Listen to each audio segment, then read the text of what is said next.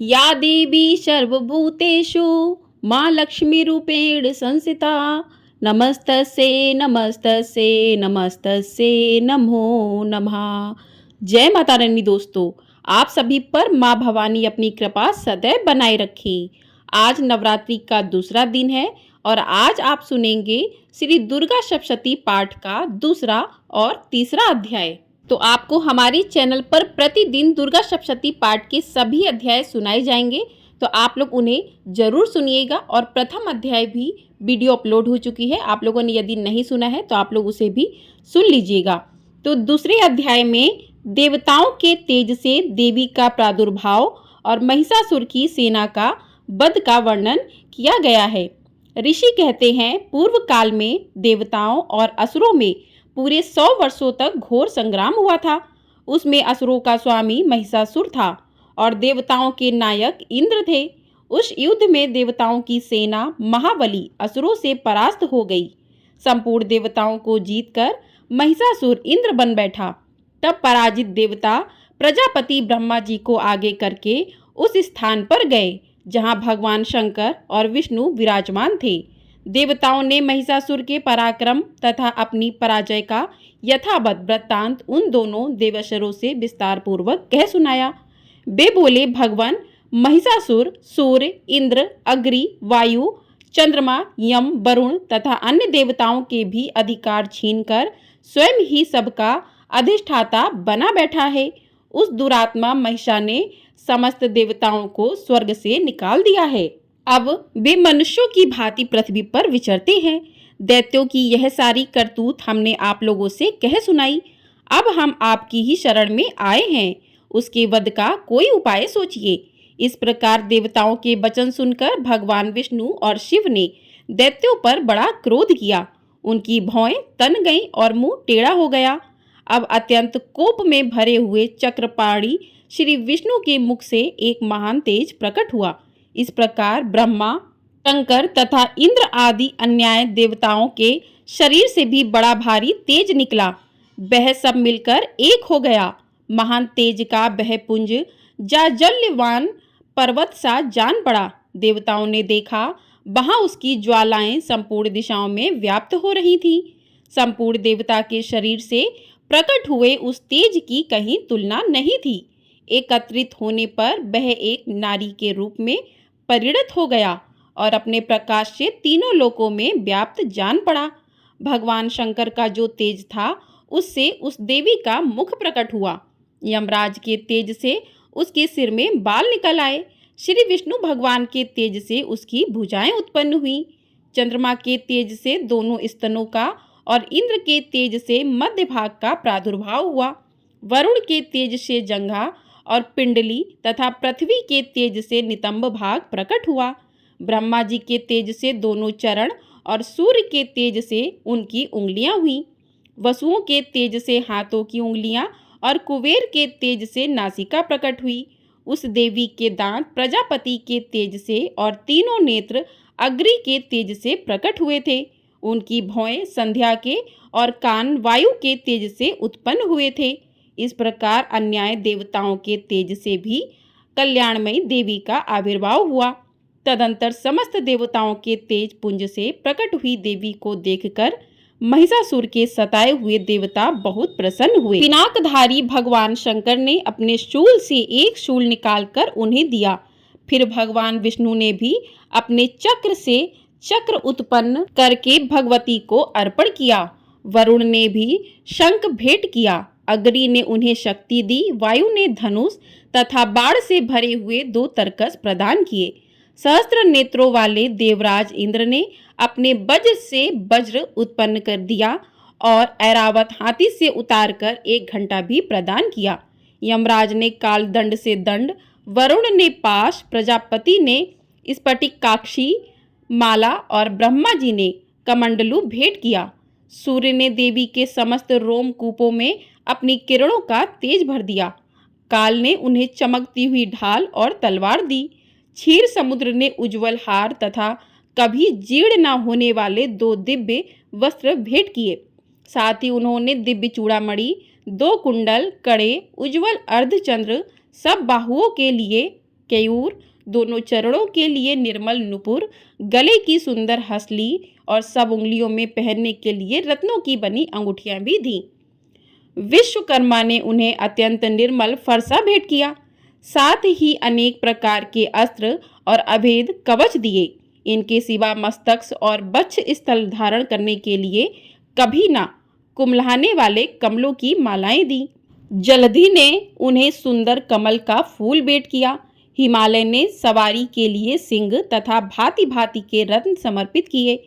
धनाध्यक्ष कुबेर ने मधु से भरा पान पात्र दिया और संपूर्ण नागों के राजा शेष ने, जो इस पृथ्वी को धारण करते हैं, उन्हें बहुमूल्य मणियों से विभूषित नागहार भेंट किया।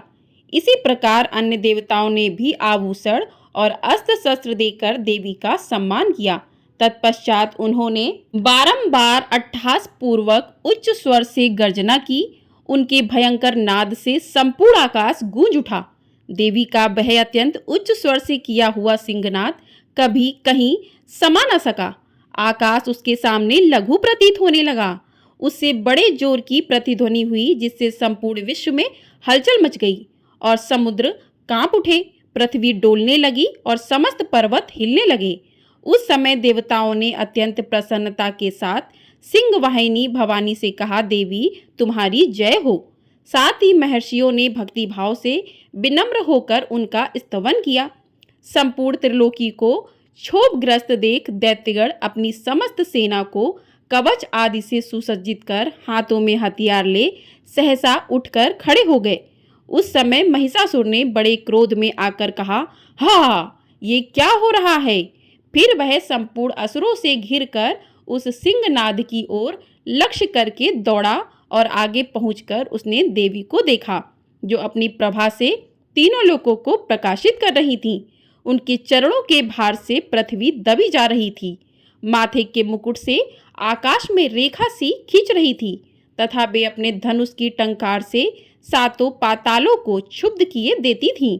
देवी अपनी हजारों भुजाओं से संपूर्ण दिशाओं को आच्छादित करके खड़ी थी। तदंतर उनके साथ दैत्यों का युद्ध छिड़ गया। नाना प्रकार के अस्त्र शस्त्रों के प्रहार से संपूर्ण दिशाएं उद्भासित होने लगीं। चिछुर नामक महान असुर महिषासुर का सेनानायक था। वह देवी के साथ युद्ध करने लगा। अब दैत्यों की चतुर्रिंगणी सेना साथ लेकर चामर भी लड़ने लगे। 60,000 रथियों के साथ आकर उद्रक नामक महादैत्य ने लोहा लिया।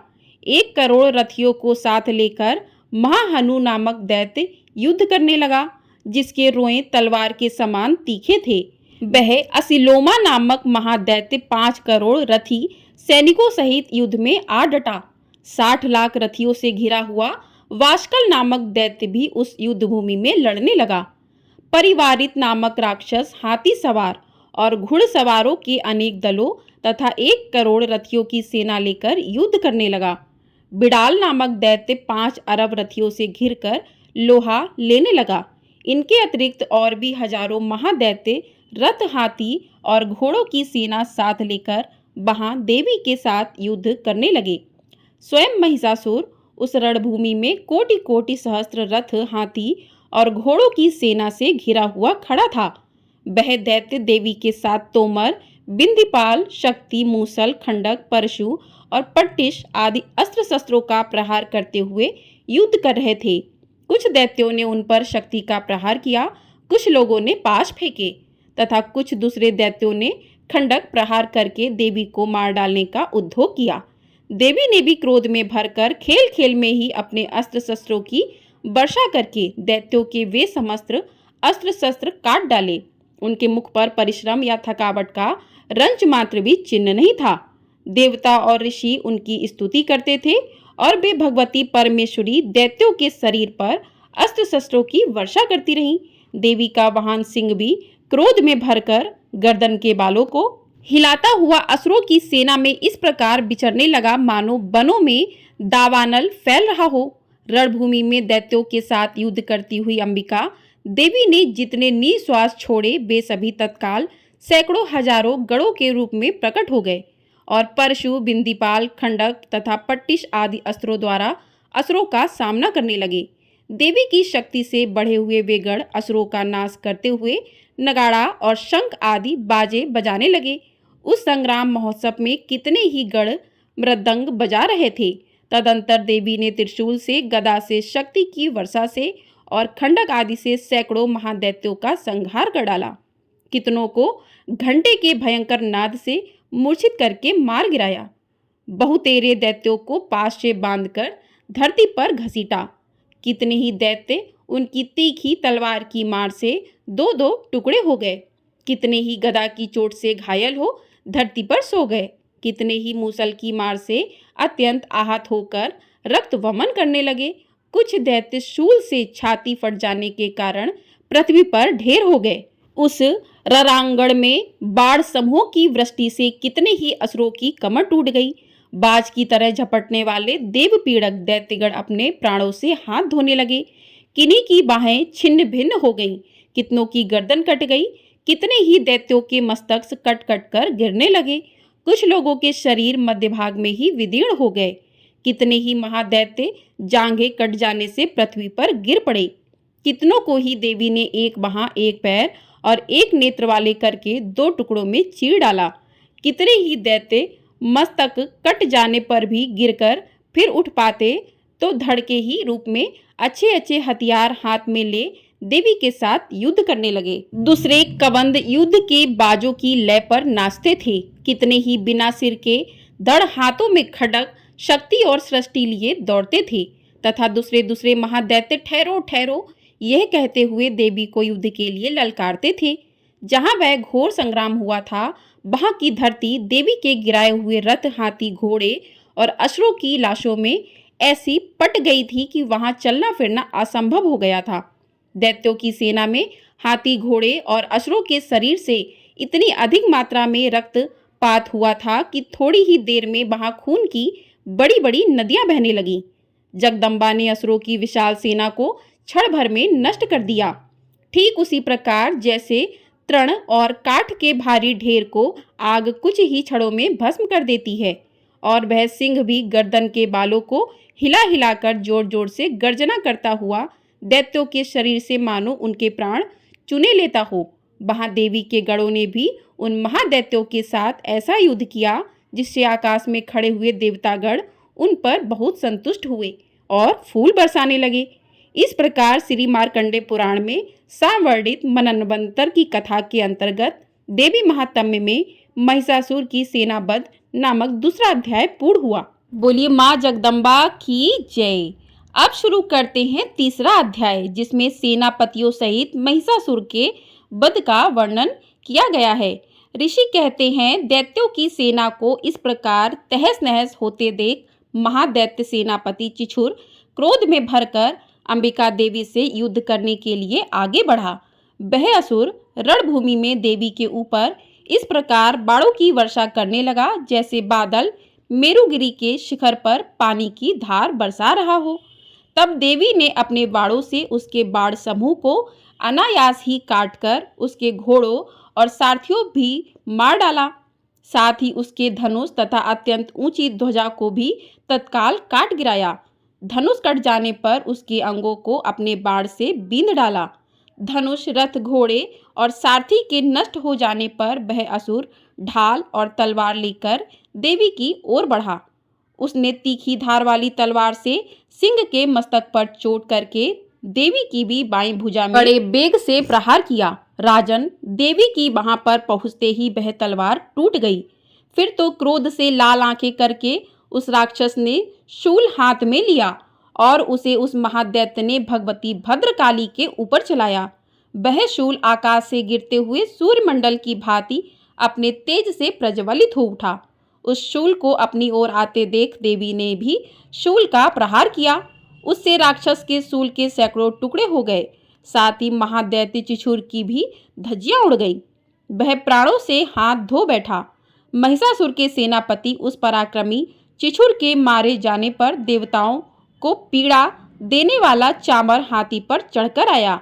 उसने भी देवी के ऊपर शक्ति का प्रहार किया, किंतु जगदम्बा ने उसे अपने हुंकार से ही आहत एवं निष्प्रभ करके तत्काल पृथ्वी पर गिरा दिया।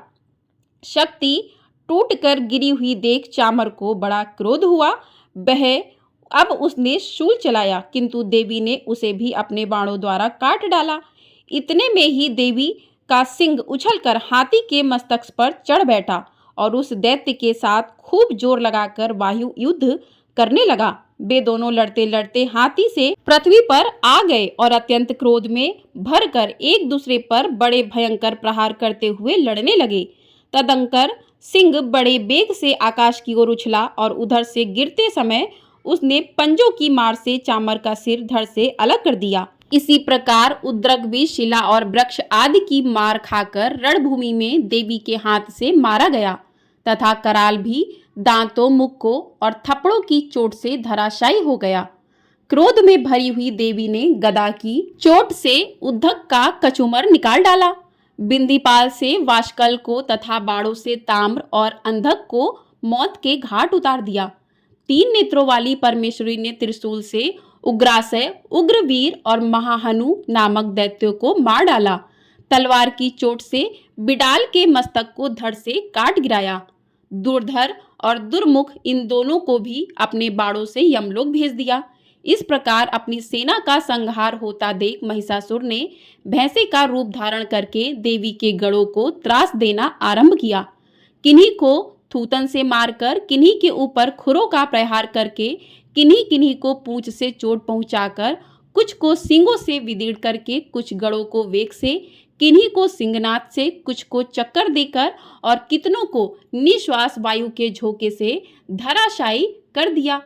इस प्रकार गढ़ों की सेना को गिराकर वह असुर महादेवी के सिंह को मारने के लिए झपटा। इससे जगदम्बा को बड़ा क्रोध आया। उधर महापराक्रमी महिषासुर भी क्रोध में भरकर धरती को खुरों से खोदने लगा तथा अपने सींगों से ऊंचे ऊंचे पर्वतों को उठाकर फेंकने और गरजने लगा। उसके बेग से चक्कर देने के कारण पृथ्वी क्षुब्ध होकर फटने लगी। उसकी पूंछ से टकराकर समुद्र सब ओर से धरती को डुबाने लगा। हिलते हुए सींगों के आघात से विदीर्ण होकर बादलों के टुकड़े टुकड़े हो गए। उसके श्वास की प्रचंड वायु के बेग से उड़े हुए सैकड़ों पर्वत आकाश से गिरने लगे। इस प्रकार क्रोध में भरे हुए उस महादैत्य को अपनी ओर आते देख चंडिका ने उसका वध करने के लिए महान क्रोध किया। उन्होंने पास फेंककर उस महान असुर को बांध दिया। उस महासंग्राम में बंध जाने पर उसने भैंसे का रूप त्याग दिया और तत्काल सिंह के रूप में वह प्रकट हो गया। उस अवस्था में जगदम्बा ज्यों ही उसका मस्तक काटने के लिए उद्यत हुई, त्यों ही वह खंडकधारी पुरुष के रूप में दिखाई देने लगा। तब देवी ने तुरंत ही बाणों की वर्षा करके ढाल और तलवार के साथ उन पुरुषों को भी बींध डाला। इतने में ही वह महान गजराज के रूप में परिणित हो गया तथा अपनी सूंड से देवी के विशाल सिंह को खींचने और गर्जने लगा। खींचते समय देवी ने तलवार से उसकी सूंड काट डाली। तब उस महादैत्य ने पुनः भैंसे का शरीर धारण कर लिया और पहले की ही भांति चराचर प्राणियों सहित तीनों लोकों को व्याकुल करने लगा। तब क्रोध में भरी हुई जगदम्बा चंडिका बारंबार उत्तम मधुपान करके और लाल आंखें करके हंसने लगी। उधर वह बल और पराक्रम के मद से उन्मुख हुआ राक्षस गरजने लगा और अपने सिंह से चंडी के ऊपर पर्वतों को फेंकने लगा। उस समय देवी अपने बाणों के समूह से उसके फेंके हुए पर्वतों को चूर्ण करती हुई बोली। बोलते समय उनका मुख मधु के मद से लाल हो रहा था और बाणी लड़खड़ा रही थी। देवी ने कहा, ओ मूढ़, मैं जब तक मधु पीती हूँ तब तक तू क्षण भर के लिए खूब गरज ले। मेरे हाथ से यही तेरी मृत्यु हो जाने पर अब शीघ्र ही देवता भी गर्जना करेंगे।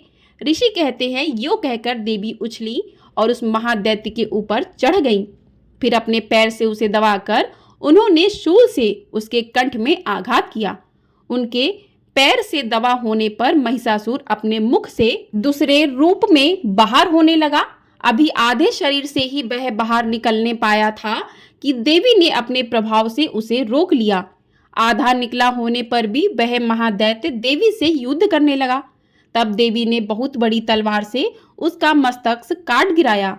फिर तो हाहाकार करती हुई दैत्यों की सारी सेना भाग गई तथा संपूर्ण देवता अत्यंत प्रसन्न हो गए।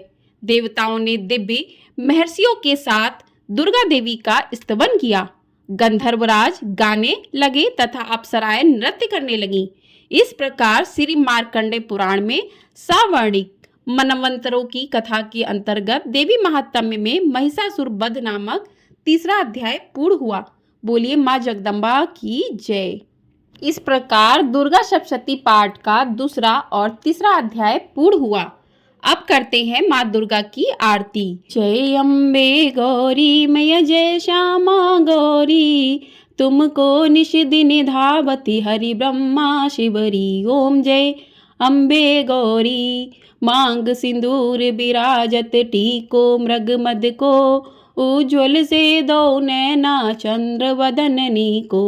ओम जय अम्बे गौरी, कनक समान कलेवर रक्तांबर राजे, रक्त पुष्प की माला कंठन पर छाजे। ओम जय अम्बे गौरी, केहरी वाहन राजत खंडक खपर धारी, सुर नर मुनि जन सेवत तिनके दुख हारी। ओम जय अम्बे गौरी, कानन कुंडल शोभित नासाग्र मोती, कोटिक चंद्र दिवाकर राजत समज्योति। ओम जय अम्बे गौरी, शुंभ निशुंभ बिडारे महिषासुर घाती, धूम्र विलोचन नैना निश दिन मदमाती।